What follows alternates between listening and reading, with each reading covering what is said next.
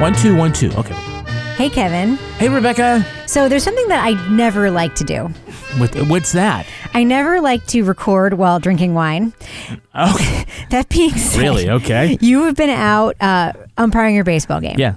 And So I cross my legs and my stinky socks are like... That's okay. All right. But this is the time of night where usually you come in from umpiring your baseball game and I'm sitting at the counter. I've already had dinner and then like you eat whatever I made because it's what time right now? Like 9 o'clock? And, yeah, almost 9, yeah. I'm having a lesson and I'm like, wait a minute. While you're eating, I'm going to tell you what's going on in the Karen Read case because there was trial today, yada, yada, yada. Mm-hmm. And I decided, like, why not just do this on Patreon for folks? Like, why not just record this, right? I'll listen like anyone else will listen. Okay, that being said, let me just tell you, full disclosure. We're going to do it like we usually do it. I'm drinking my glass of wine right now. Mm-hmm. So do you want to hear what happened in the Karen Read trial today? Yeah. All right, so they're on today, and they're off tomorrow?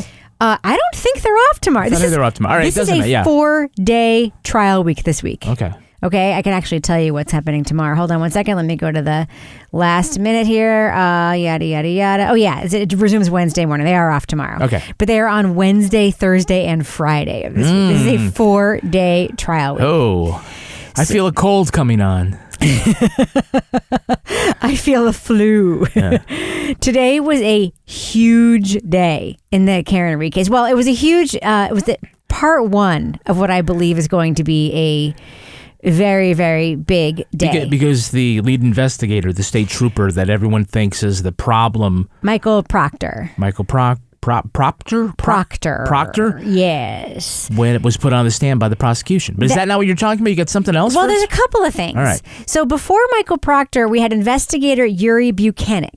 Okay. Mm-hmm. I believe that's how his name is pronounced. Of course, Turtle Boy on his blog calls him Bukaki. Oh my goodness. All right. Serious journalism. Yeah, but, I'm telling you. Right. So if anybody, I think people who have been following the case know who Turtle Boy is, generally speaking. I will say I have been reading the Turtle Boy blog. Mm-hmm. And I haven't been reading it like a serious like news source. That being said, the Turtle Boy blog, like he has some scoops. He really, really does have some scoops. Like one of the scoops that he has last week after Higgins testified is that Higgins talked about his best friend who's like the federal agent guy who helped him like get the, taught him how to get the texts off his phone or whatever. That same federal agent guy testified in the Aaron Hernandez case. Mm-hmm. And that same federal agent guy is the guy who like testified in the Aaron Hernandez case that if a SIM card isn't in a phone, you can't get the history of text messages from a phone. Mm-hmm. Now, keep in mind that Higgins, you know who Higgins is, right? Remind all of us. Okay, he's the ATF agent who prosecutors allege and was like having a romantic flirtation with Karen Read, and there was all the spicy text messages between them where she was flirting with him. He was in the house outside of which John O'Keefe was fatally injured. He's the one who admitted on the second asking to having driven to a military base and thrown his phone in one dumpster and his SIM card in a second dumpster, okay? Which is like a weird thing to pull out of your hat if you weren't 100% certain that's what somebody did. Correct. So we know, for instance, of course you know that I think the most interesting thing about this case is that everything that the defense team asks is based on what is in these federal documents. Okay. Yeah. So I just want to tell you, before Michael Proctor took the stand today, there was a very, very quick examination. It took about 5 minutes from this other police officer, Sergeant Nicholas Barrows, who Reddit is calling Sergeant, get me out of this situation. I don't want to be involved. Okay. So I'm just going to read you very briefly the Boston Globe's summary of his testimony. Ready? Yep. Barrows was among the officers present when authorities seized Read's SUV from her parents' home on the afternoon of January 29th. Barrows said Read's father called 911 on the morning of the 29th to request a ride to a Brockton hospital to, quote, meet his daughter due to his daughter's boyfriend passing away. Barrows said he spoke to Michael Proctor, a state police investigator, later in the afternoon, telling him, quote, a resident had called to ask for a ride to the hospital. Yada, yada. We walked up to the residence. Okay, here's the key part. Barrow said he saw Reed's black Lexus SUV in the driveway. He said he called the highway superintendent to plow the driveway so the tow truck could access the vehicle. I was looking at the left side of the vehicle, Barrow said. I saw there was some damage to the rear taillight. He said, quote, a piece was missing and the taillight was cracked, but, quote, not completely damaged. And there was also a dent near the taillight. I walked up to the vehicle, Barrow said, coming 5 from 10 feet to it. He said there was snow on the SUV. The troopers remained inside the house for less than an hour, but more than 30 minutes. Asked if he saw anyone unseen touching or manipulating the real taillight, Barrow said, I did not. So, notably, he said he saw a damage to the taillight, but that it was some damage and a piece was missing, but it was not completely damaged. Have you seen the photos of the taillight in the Sallyport? I have not. The photos of the taillight in the Sallyport, Kevin, it looks all knocked out. Jesus Christ, look like someone took a bat to the taillight. Yeah. Okay. So Michael Proctor takes the stand. And I'm just going to summarize this for you. Okay. Did you watch the Trump trial or follow the Trump trial? I did, yes. Remember what they did with Michael Cohen? Yes. Prosecution set up long before he came on the stand that he's an unlikable asshole, but you have to believe him. Correct. So basically, when Proctor went on the stand... It's to take the piss out of him before the defense gets a chance to make him look bad, right? Yeah. Yeah. So basically, Proctor gets on the stand and the prosecution starts asking him immediately. Well, first, with a couple of sidebars and, stuff happens. And the prosecution immediately starts asking him about his text messages. I mean, there's stuff about the taillight. He says that they didn't interfere with the taillight, yada, yada, yada. We knew he was going to say that.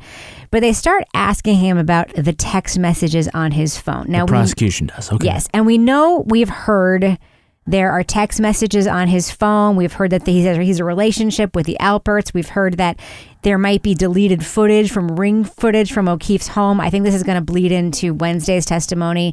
So I'll put a pin in that.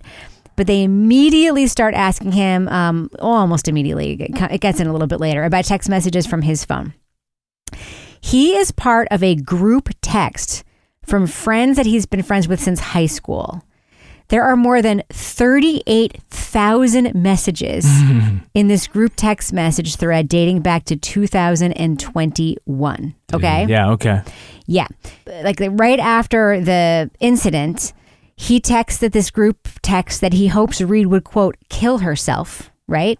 He says that he's looking for nudes on her phone after he seizes her phone. And he keeps saying over and over and over again things like, in the trial, he's like, this is the Boston police officer, John O'Keefe. He was killed. He had custody of his sister's kids. Someone in the thread wrote, oh man, that's rough. Yada, yada, yada. Another friend sent a Facebook link to the profile. So the friends are all talking about it in this thread. Proctor said he texted the group, this one is a nightmare. Another friend wrote, the owner of the house will not receive some expletive. So people are, he's basically telling all of these friends about the case. At another point, he wrote to this group. This is his high school friend group. Buddy group. Okay. Quote, she hit him with her car. Adding that he was referring to Ms. Reed. Another friend wrote, that's blanked up. Of course, the Boston Globe isn't saying what the expletives were, right? So basically, in this text thread already, he's telling his friends what he think happened, right? So he's also, by the way, texting with his sister on his phone, telling her all about the investigation. He's telling his sister knows Jennifer McCabe, who's the wife of she lives in the house. Basically, he's telling her sister, he just interviewed Jennifer McCabe. She knows you. His sister replies, cut the expletive. What do you think the expletive is? Cut the shit, right? She adds that McCabe's sister is married to Brian Alpert. I was just kind of letting her know that I was out working. I was a overall innocent conversation, he says in court. She later asked if the case was a homicide, and he replies in text, don't say a word to anyone. This is all in his text, right? Yeah. By the way, all along he's saying over and over again, these are comments I shouldn't have made, comments I'm not proud of, juvenile, unprofessional comments. He makes light of her medical condition. He says, quote, people love women who shit themselves. By the way, she has Crohn's disease? She has Crohn's disease and MS. Yeah, that's He lovely makes jokes about nudes. Later, he tells his text group that he says no nudes so far. He tells the text group that he talks about how he hates one of her lawyers. He fucking hates that guy. This whole thing gets worse and worse and worse and worse. They talk about whether or not he met with a medical examiner, and it goes on and on and on and on and on. So this is one of those things where like they try to pre-impeach him, right? So at the very end of the day, cross-examination begins. And it gets even worse. Or better. So I'm just going to say this. I'm going to use the word he used, even though it's like not a word that we like, right? Yeah, okay, go ahead. Jackson is Karen Read's lawyer. Jackson asked about the photo of Read lawyer Dave Vignetti that had entered the text thread. Proctor said he responded to the thread. Now keep in mind, the judge over the prosecution's objections made him read the text aloud in court. Okay. Proctor said he responded to the thread, "I hate that man. I truly hate that man," referring to Vignetti. And he also wrote, "I'm going through his retarded client's phone right now." Proctor said, "Poor language on my part." Completely offensive language is another way to put it, Jackson said, prompting a government objection. I mean, it's so full. It's full of misogynistic stuff about the medical examiner, full of misogynistic stuff about Karen Read. It just goes on and on and on. He basically talked to his sister about the investigation. He talked to his friends about the investigation. He said completely inappropriate things about what was going on in real time about the investigation, and then asserted again and again and again that he was an objective investigator just looking for the truth with no preconceived notions and in no way tainted the investigation. And this was just basically the prosecution side with just a few minutes of cross. Well, he'd been like mentioned so much in sort of these, by other witnesses, and then like on cross-examination made to be like the shadowy figure. And I thought like maybe he'd never testify. Well, the defense attorney was going to call him one way or the other. The defense attorneys called Buchanan by his name by mistake the other day, just to sort of like evoke the idea that he wasn't there. He is the Mark Furman in this case. Okay. He really is. He is like the cop. He's under internal investigation for his actions in a case. They won't say which case. Yeah. It is fucking this case. It is. It has to be. Well, no, it could have been a different case. Which is why they would already have been in place, and that like all this stuff, they just happened to be able to catch all this stuff because they were already looking at him. Keep in mind, this happened a couple of years ago. This thing. Yeah. This is the one thing. This is the one thing I want to say before we go. The one thing I want to say before we go is that one thing that you will see again and again and again and again is that people are like, so are we supposed to believe that like the police erased library footage and did this and did this and did this, thinking that they were going to cover up something? They have had 2 years. 2 years. And what we have learned in this trial was that key evidence was logged in to the record like a year after the incident.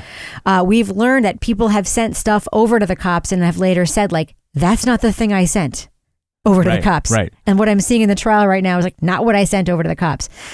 This is wild. This is a wild case. And you are mostly like observing it through my eyes. And then I'm like sending you like transcripts and I'm sending you stuff. Can you not agree, cynical Kevin Flynn, that this is fucking wild? It's a great trial.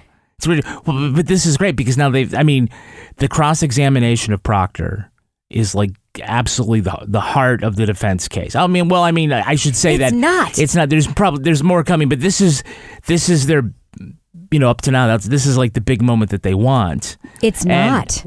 This is the appetizer. Okay, it's the appetizer. But I mean, if they successfully discredit the lead investigator, they're halfway home, on an acquittal. But this is absolutely going to be the most riveting testimony. Yes. Unless Karen Read takes a stand. I will say earlier today, there was some, without the jury in the room, what is that called?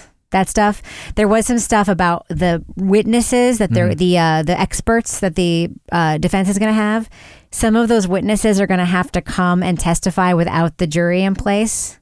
before they testify in front of a jury. They're going to determine whether or not it's probative because of the fucking prosecution. The prosecution is basically like challenging the defense experts, even though all of these defense experts have been used in state investigations and federal investigations into like the same kinds of crimes, same kinds of evidence.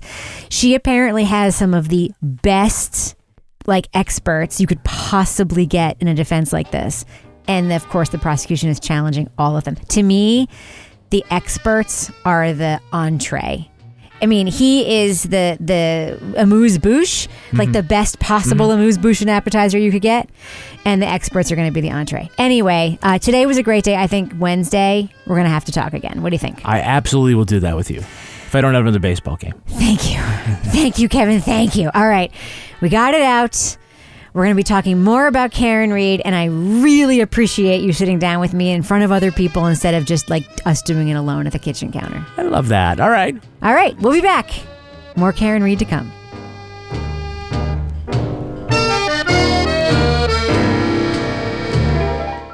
Partners in Crime Media.